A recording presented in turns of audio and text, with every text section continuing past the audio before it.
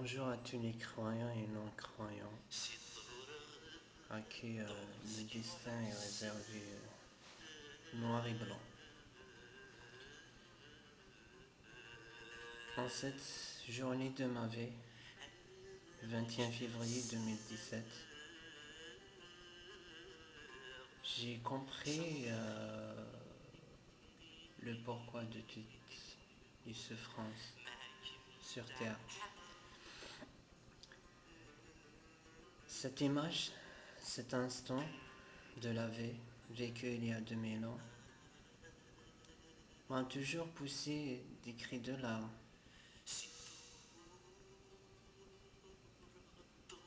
C'est l'instant le plus insolite que l'humain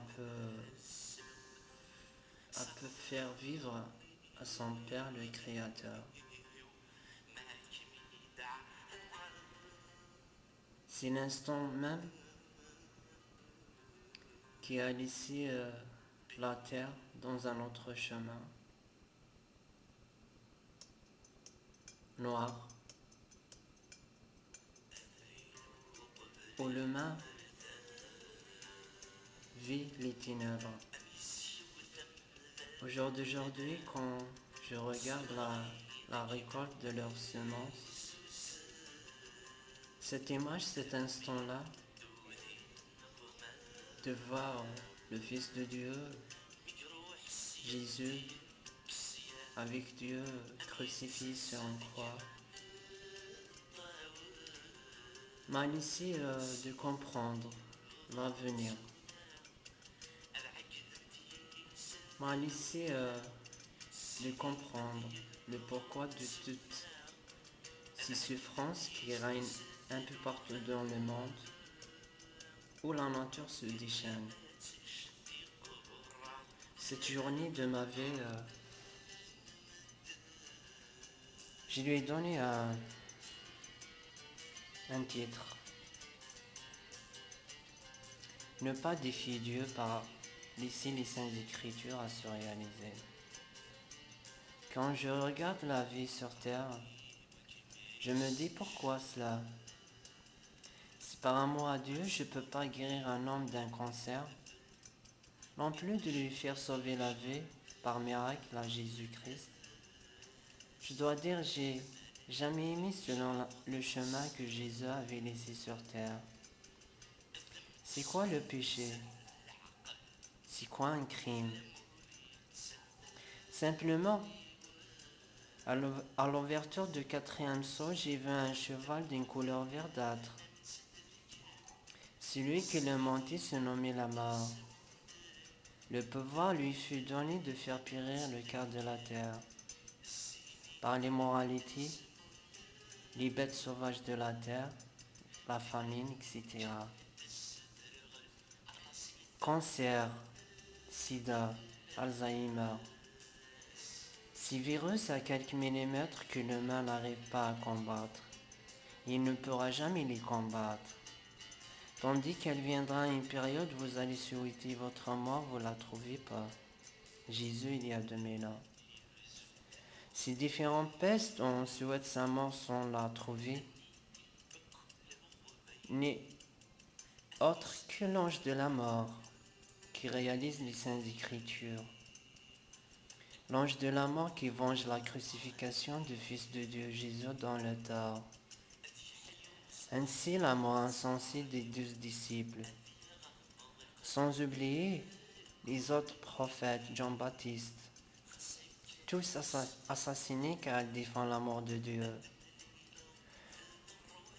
Toi, l'humain qui vit la parole de Dieu, qui vit tes actes, je te crois dans toutes tes racines. Sans méfiance, je n'aurai pas la vie éternelle. Quiconque nie le Fils n'a pas non plus le Père. Quiconque confesse le Fils a aussi le Père. Que ce que vous avez entendu dès le commencement demeure en vous. Ce que vous avez entendu dès le commencement demeure en vous. Vous demeurez aussi dans le Fils et dans le Père. Et la promesse qu'il nous a faite, c'est la vie éternelle. Je vous écris ces choses au sujet de ce qui vous est garant.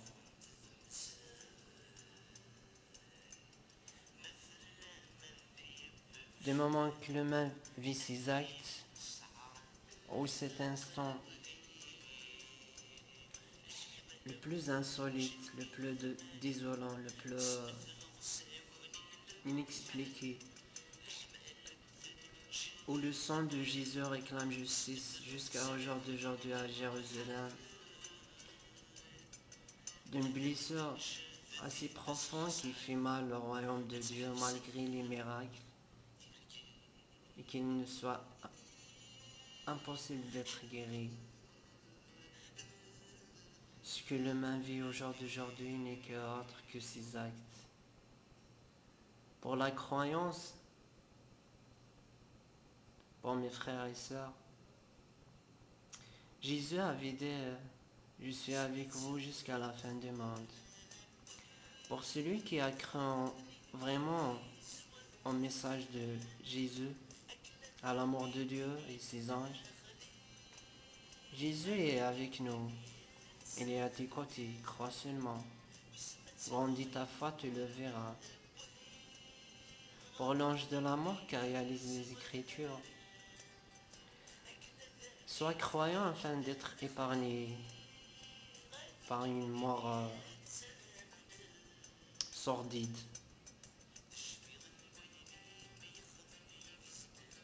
C'est un ange à qui Dieu a donné le pouvoir de faire périr le cœur de la terre.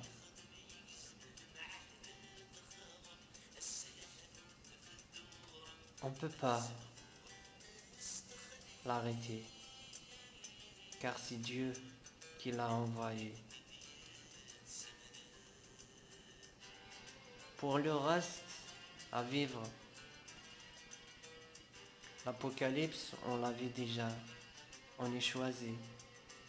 Pour ceux qui demandent beaucoup afin de croire, de voir le ciel qui se retire afin de croire en Dieu, ces gens-là, ils vont voir cet instant-là. Seulement, il va rencontrer son Père dans sa colère. Désormais, qui peut subsister ?